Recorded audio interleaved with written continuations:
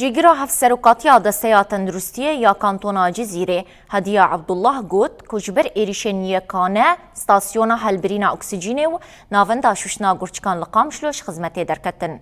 هدیه عبدالله وشداری برنامه تایبت روجاوا تیوی بورا گهاند که در دورا 15 توپان لدر دورا ناوندا شوشنا گرچکان و کارگاه اکسیجینه کتن پاشه ددان شویده هاتا بمباران کرن و خدمتی درکتن. هدیه عبدالله گوت کارگاه اکسیجینه سال 2021 هاتا دامز راندن و روشانه در دورا 405 توپین اکسیجین هلدبرینه و هر توپک به 15,000 لیره سوری دهات فروتن و پیدوی نخوشخانه و ناوندین تندرستیه ین قامشلو نافچه و گندوارین و پیدا دکرو نها به تمامیش خدمت درکتیه.